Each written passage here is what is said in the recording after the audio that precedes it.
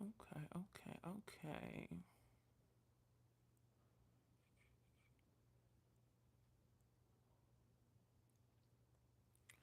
All right. Hey, Danielle Hill, thanks for joining. Miss Your Married at First Sight and Love is Blind reviews. Yo, I need to get back into that. I've been gone for like 4 months, so it's just crazy getting back to work now. And when you think about starting back and doing something different, and then you get back and you're like, yo, I actually miss facets of things that I used to do before. So I do need to get back into Married at First Sight. Are they current? Are they still on the current season, or has the season changed yet? Because I'm probably like I missed this one, so I'll probably have to go to whatever the next season is. Let me Google while I'm sitting here. But you let me know in the comments. Married at First Sight current season.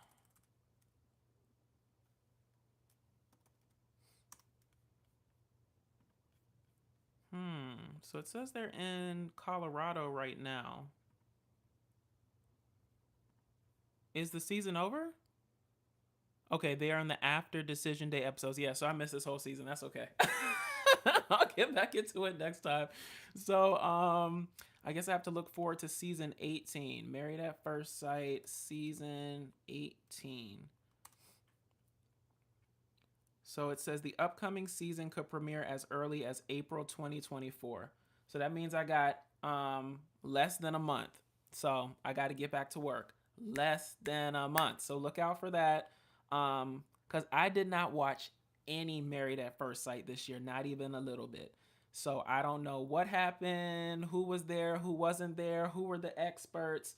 Y'all are going to have to catch me up on everything, or maybe I should watch like the whole season in preparation for the next one. But they're like standalone stuff, so you don't have to watch one season to understand the next. Um, but that's okay. I'm sure it was a hot mess. But thanks for joining my live. I appreciate it. This is the first time I'm doing this, and I'm just trying to kind of branch out and try different things. So I just want to get on here and really just talk to people and see, what they want to know. Q&A session. Icebreaker questions. Would you rather and stuff like that. So if you have any questions for me, just go ahead and put them in the chat, and I'll answer everything that I can, and we'll go from there. But otherwise, I'll just be in here speaking to myself. I spend a lot of time doing that anyway. Like, I was asking my friend the other day, or I was talking to her. She just got well, not just, but she had gotten laid off from her job. And she basically was like, I can't wait to get back to work because I really miss being at the office, and I really miss interacting with people, and I'm tired of my own company. And I was like, yo, like I was like, I don't understand not being okay with your own company. Like, I'm so cool with my own company. I'm my own best friend in my head, in the eternal words of Wendy Williams. But yeah. Okay, so Danielle wants to know, how is being a realtor?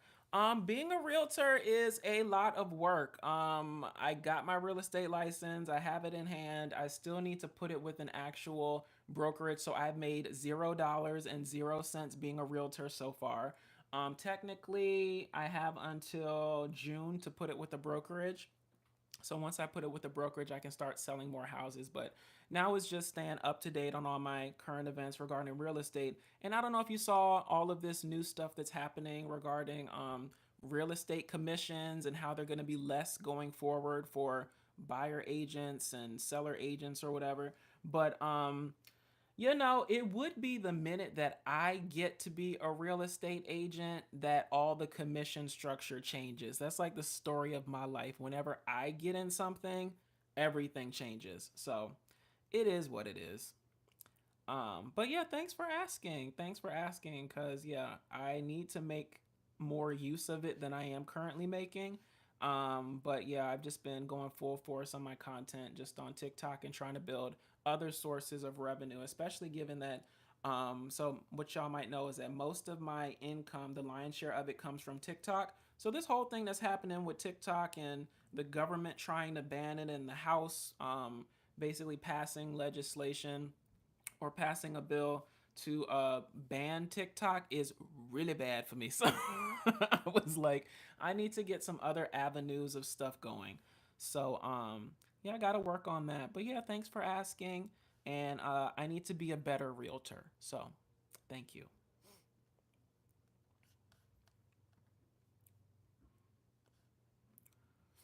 But what's new in your world, Danielle? What's going on? How are you doing? How was your day? Did you work today?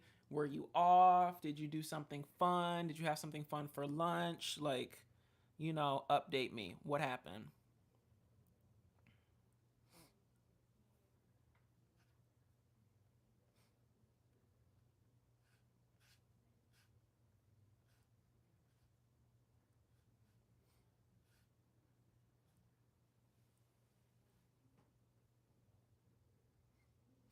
I don't even know how many people are going to join this because it's the first time I'm ever doing it.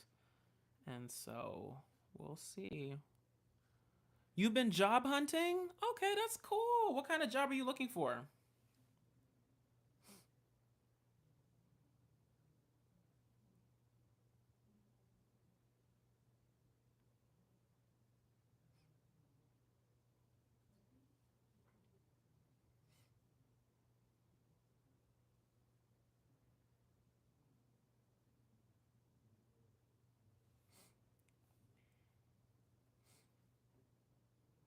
Yeah, just let me know whenever you get a chance. I need to get like my vibe down. I feel like it's really quiet in here. But I don't know how this works in terms of like copyright infringement and what I can actually do without infringing on somebody's copyright. Let me see. It is the wild, wild west in the streets of looking for a job. I heard about that. At this point, any remote job, but primarily in banking. That's cool. I used to work in accounting.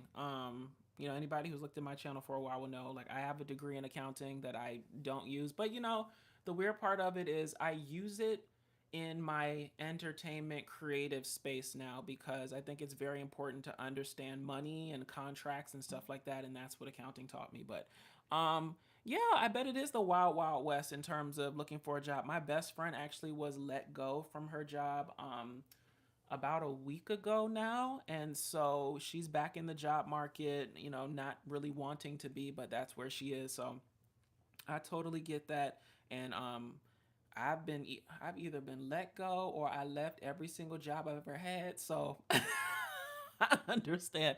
But hopefully, you have the ability to kind of you have the ability and the flexibility to be selective with what you want. Like some people when they're job hunting, they literally are underneath like pressure because they have to find a job before their money runs out or their rent is due or X, Y, and Z. So I think the best way of looking for a job is to already have one, number one. But if you don't have one, then at least have a whole bunch of like savings and maybe unemployment that you're getting because that allows you to be more selective in terms of what you actually want versus what you have to take. So hopefully you find something good in the banking industry. And I'm all for a remote job. I used to have a remote job. It was amazing. It didn't start out as a remote job. It started out as a job that was like completely in person. And then it was a tech company, but then the tech company got bought out by a bigger company. And after that happened, they basically were doing cost cutting. So they got rid of all the office space and they made us all remote employees. So we kind of became remote by default. It was the best thing ever. I don't like being around a whole bunch of people in the office. I never have. Okay, all of my life in terms of my corporate America jobs, I've always been in a cubicle. In a cubicle, looking at the wall, rocking back and forth, wringing my hands, wishing to be somewhere else than I was. Okay, so working from home gave me the flexibility that I felt that I was still at home even if I was at work. So it was great not having to get up and get ready for work because I would literally just roll out of bed, open up the computer, and be like, hey guys, it's me. Good morning. So that was always great, and I missed that portion of it. But I think, at my first job, I told you I worked in accounting. Me and my friend at the time, we came up with this mantra that we're nobody's MVP. Like, we were always the people that nobody really called on. It's not that they couldn't depend on us, but you have people at jobs that go above and beyond. Like, that wasn't our ministry, that wasn't what we did. We were basically the people that went to work to do our job and then leave. Okay, so we were like nobody's MVP, and that was okay. Because there's a freedom in that. Do you know how limiting and how tiring it is to always be the person that at the job that people can count on? Like, who wants to do that all the time? It is very tiring. I always, in my corporate America job, strive to be the person that always flew right underneath the radar. Okay, I did just enough for the city. Because in every aspect of my life, I've always felt like I'm good at a lot of things, but not great at any one thing. And it was like no matter what job I went to in corporate America, whether it was accounting, whether it was contract management, whether it was working in the tech industry, it was like I was good, but I wasn't great. And so I think throughout my life, I've always been trying to find that thing that you're great at. Whenever you see somebody in the media, whether they're playing basketball or playing football or singing a song or being the CEO of a company or being a nurse or a doctor at the hospital, like when you see that person doing a great job, it's because that person is literally operating in their gift, right? Like they're operating in their gift and you think that they're great because that's literally what they were put here to do. So I think I've constantly been trying to figure out what I'm supposed to be doing, and I vacillate between like a lot of different things. Um and so maybe one day I'll figure it out. But y'all know I go to therapy every single week and I'm a proponent of therapy, okay? If you are not in therapy, you should be in therapy, okay? Go to therapy, learn something, talk to somebody for an hour a week, and just get your thoughts out from an objective person, okay? And it really helps put things in perspective for me. My therapist told me, um, I think 2 weeks ago, he was talking about this Vince Vaughn movie I had never heard of. I forget what the name of it is, but I was being really down on myself just in terms of where I was in life and what was going on. And he kind of pulled up this scene from the movie where Vince Vaughn is telling the other character, your money, and you don't even realize it, which basically means you're amazing, you're great. You just can't see it yet. Just keep continuing down that path and you'll realize how money you are. So that's kind of like my new mantra for this year, like your money, but you don't even realize it. So I still haven't really realized it yet, and most days I don't feel it, but I just try to push through. That is the sentiment for this period of my life. Just push through. But oh, this phone. Why is this phone dying? What's going on? Oh, it's on the charger. I need to get a better charger, y'all. Anywho, put all your comments in the chat, and I'll try to answer any questions that you guys have. But this is just a catch up session, see what y'all are doing session, Q&A. And y'all know me. You just set me on a topic and I just start talking. That's literally how it works. And maybe that's my gift, maybe that's a talent. Because I guess not anybody can just give them a topic and they just start talking. I always got in trouble when I was in school because I wouldn't stop talking. So maybe it serves me really great in terms of what I'm doing now. But that is what it is. But anywho, to sum all of this up, Danielle, because I know I done talked your ear off because you were my first person up in this chat. Thank you so much. But I hope you find a great job that you're looking for and a great job that resonates with where you are and where you want to go. Because it's one thing to take a job to kind of get past a period of your life or like a stopgap job, but it's amazing to find a career in terms of something that you can build with and actually see a future in. But as I told my best friend when she told me she was laid off from her job, I said, look, you have to be a savage in these damn job streets, okay? Because these corporate America jobs, they do not care about you, all right? If you die tomorrow, they will have somebody in your seat by Friday. So you have to be for you, okay? So I hope that whatever job you find is the right one for you and that you can basically progressing it as you want to. Oh, you're so welcome, Danielle. You're so welcome. Thank you so much for commenting. I appreciate you. And because of you, I'm going to look into them Married at First Sight reviews because I surely have not been watching any of them. They was all piling up on my DVR. You know when your DVR be full and you don't know why? Like I was looking at it, I said, why is it so full? I had like 20 episodes of Married at First Sight. I said, look, I'm so behind now, I ain't fitting to start. So I haven't been watching that. But all the other reality TV shows on like Bravo and stuff like that, that's what I've been watching. Um, as well as, you know what I've been transfixed about lately? This damn Where is Kate Middleton stuff. Let me tell you something.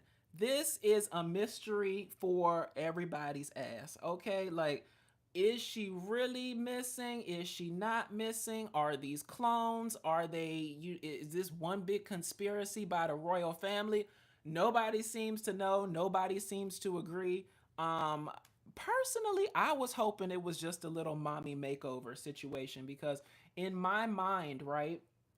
In my mind, and y'all know my mind is a crazy place to be, but in my mind, I was like, yo, she probably, once Charles ascended the throne, she probably was looking at the situation like, um, you know, and when he got sick, because remember, after he ascended the throne, he got sick. I think it was cancer or something like that. So he stepped back from some of his royal duties. And so she was probably like, in terms of Kate, oh crap, I'm about to be in this top job sooner than I think. So let me just go get a little piece of mommy makeover real quick while I don't have, everybody's eyes on me in terms of the top job yet. So that's what I thought it was. But then, once she disappeared for a while, people started talking about that it was infidelity on Prince William's part, some sort of old acquaintance of the two of them that they fell out with that happens to be pregnant, and it could or could not allegedly be her husband's child. I don't know. They said that that lady was in a mental slash psychotic institution, and now that she's finally appeared this past weekend, they're saying that is not her. You know how hard it is to fake a video of yourself? Like, think about that, okay? How hard is it to fake a video of yourself? Do you know how many people have to be involved for you to get away with a caper, as in purporting to be somebody else? Like, you have to have what the PR has to be on it. You have to have security detail, drivers, everybody behind the scenes, assistants, everybody has to be on one accord. And one thing we know about the royal family is that they can't always keep a secret, okay? So for the mere fact that it would take, the strength of the universe to keep any one person in this entire royal family universe from spilling the beans or whatever, for the mere fact of that, I'd say this is probably Kate. I don't know how many of y'all have been sick before or in some sort of hospital situation or just hell had the flu. You will look different when you arise from your fluation of your situation, all right? The lady looked very, very skinny. I mean, she was already skinny to begin with, but she looked extra skinny. Not quite gaunt, but somewhere in the middle, okay? So she looked super skinny. She did look healthy. She was smiling. She was walking with her husband, okay? So to me, that's literally the look of somebody that just got out of the hospital, was probably on a heavy, heavy, heavy diet of hospital food. And Lord knows, I don't care whether you royal or whether you walk into the emergency room off the street and they admit your ass, hospital food is not the best, okay? So if she was losing weight, plus she had abdominal surgery, so I'm sure she didn't even want to eat, to be completely honest. Um, I believe it was her. I believe it was her. But they said nothing would silence people until they actually saw her. Now they're seeing her and they're saying that it's not her. So the only thing that's really going to silence the situation is one of two things. Either number one, she has to put out a video, okay? She has to put out a video where she's directly talking to the camera, fully glammed up in her Kate wear so that nobody can say that it's not her. Or number two, she just has to get back to her royal duties. And once she gets to that, then maybe all of this, commentary will die down. But it has been a crazy couple of weeks for sure. But yeah, any topics that y'all want me to talk about, just please put them in the chat and I will definitely address them. Otherwise, I'm just going to keep on going off on my various tangents because that's what I'm apt to do. Have y'all gotten into this whole Kanye West girlfriend thing, him and that naked girl he be walking around with all the time, Bianca, the one that he replaced Kim with. My friend the other day was like, I feel so bad for her because she's just always naked all the time, and it seems like that's how he keeps her. If anybody has watched Kanye over the years, what they will realize is that he treats his women as his muses, okay? And so he basically treats them as his Barbie dolls. He dresses them up, he dresses them down, he tells them what to do, what to drink, how to think, whatever the case may be. But the upside of that is that they usually have a platform and a name by the time that they leave him, okay? Think about it. Other than Kim, we didn't know any of his other girlfriends before he got with them, okay? Other than Kim, what, Amber Rose? I didn't know of Amber Rose. Did y'all know of Amber Rose before Kanye got with her? And now look at her. She doing podcasting. She doing, all her different appearances and stuff like that. She's on. Julia Fox. Who the hell knew of a Julia Fox before Kanye? Okay, so clearly he put her on, and now I saw some show about she was supposed to be on some sort of show with Law Roach talking about fashion and stuff like that. So good for her. And now this Bianca girl, once Kanye either gets tired of her or once she, smells the smelling salts and runs for the hills, she'll probably go off to do, something great. Because I've never heard the girl talk. I don't know if that's a requirement for Kanye and his girls that he don't let them talk, but it's probably best when people don't know you for a whole bunch of stuff. There is what do you call it? There is a security in silence, okay? Because nobody knows what you're thinking. You can be, safe in your own mind. I always say the safest place for people to be is in their own mind. The minute you start talking, you start letting in people's opinions, people's commentary, and then people will actually know the inner contents of your mind or whatever. So that's the best place to be. So I don't feel bad for Bianca at all. Nobody can make you do anything. I don't think she's in any sort of imprisonment, and I think she's on along for the ride.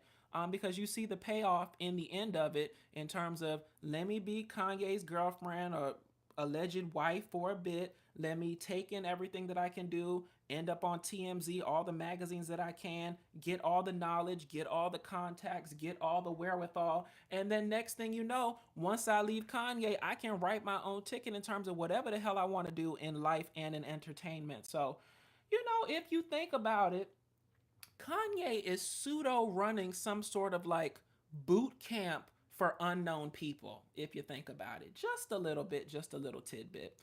Um, but yeah, that's all that I saw that was interesting today for that.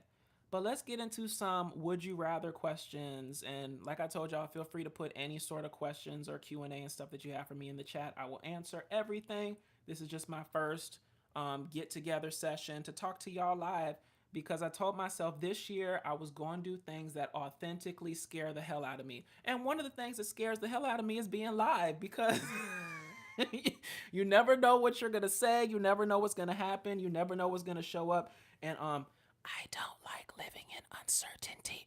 And so living in uncertainty kind of scares the hell out of me. So I'm gonna try to do this because one day I'm in the belief that my career will get better and better and better, and maybe I'll be put in some spots where I have to do live TV. Something happens and I basically have to vamp and keep it moving. So we'll see what happens. But until y'all have more questions, let's do some would you rathers.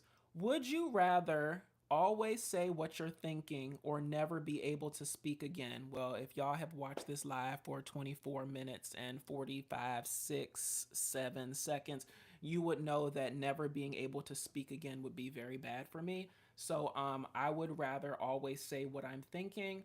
Um, and hell, in today's day and age, maybe I won't get canceled in the process. So we'll see. What's next? Would you rather find true love today or win the lottery next year? I would rather win the lottery next year. So I would much rather win the lottery next year. That's much more important to me than true love today because honestly, if I win the lotto next year, and I'm talking about one of those big old Powerball type jackpots like 50, 100, 150 million, once you win that type of money, you'll start running in circles with other people who have either inherited that type of money or made it themselves. And once that situation happens and you're running in those circles, I feel like I'd be able to find true love, or at least somebody to kick it with, running in those types of circles. Um, I don't do broke love, and if I found love today, it would be broke based love. And I just, no, thank you. I'm okay. I'm okay. One of the ladies from the Real Housewives of Beverly Hills, I think her name was Taylor Armstrong. She said something that always resonated in my head. And she says, there's only four ways to get this upper crusty lifestyle, okay? You either inherit it, you either marry somebody that has it, you either screw somebody that has it and not marry them, or you get it your damn self. But out of them, one of those four options, you're going to make a decision. So I would much rather win the lottery next year, to sum up all of that. In conclusion, y'all remember when y'all was back in school and you'd have to have the structure for essays in terms of, here's my opening paragraph, my three supporting paragraphs, and then in conclusion? That was my little in conclusion moment, all right? Number three, would you rather let your boss or your parents see your full internet history? Oh, this is a hard one. I don't search anything crazy, but I would rather let my boss see it, because I've had so many bosses over the years. I don't even remember them, so I doubt that they will remember my internet history. And I feel like your parental dynamic is a bit different, because you see them. I mean, first off, you're their child. Second off, you see them in an ongoing fashion, all right? And so I don't need you to be looking at me and then wondering why, I was Googling about grannies or grandpas or something. Like, you don't need to worry about that, all right? I'd rather somebody who I'm not going to see on the regular know that information, because who the hell cares? Would you rather make decent money doing what you love, or get rich from a job that you hate? Yo, okay, I did not plan this. This is literally the question of my life. Would you rather make decent money doing what you love, or get rich from a job you hate? Look, I've never been in a job that has made me rich, but I have been in a job that has made me very comfortable. Okay, and Country Wayne says that um, money can't make you happy, but it makes you so comfortable that you may not know the difference. All right. I spent about almost 8.5 years in corporate America, doing a job that I absolutely hated that paid well. And then finally one day I was just like, yo, I can't do this anymore. And I started doing content creation and building the building blocks of what's become my YouTube and my TikTok channel. So I wouldn't say I make decent money now, but I definitely I can support myself off of what I make from this content creation thing. And of course, I'm hoping that it scales and scales and scales. But I would definitely rather make decent money doing what you love, versus getting rich from a job that you hate. Because I've been there, day in and day out at a job that I couldn't stand. And people don't realize, like, it really affects your mental health, and it affects how you see things. It affects your relationships when you're just constantly a person that just does not feel happy in terms of what you're doing on a day-to-day basis. So yeah, that was a long way to say it, but that's how I feel. And last but not least, because I think I was going to do about 30 minutes tonight, y'all. And thanks so much for everybody that, has joined, dropped off, joined, vacillated in and out. I didn't expect anybody to join, so I truly appreciate everybody and every one of y'all that did. So last but not least, would you rather be poor and live a peaceful life, or have millions of dollars and a life full of drama? Define drama. Because my business kind of thrives off of drama. So, millions of dollars in a life full of drama sounds a bit better, because I can find a way to monetize that. Absolutely. So, I'll go for the millions of dollars in a life full of drama. Thank you so much, Alex. And that's that.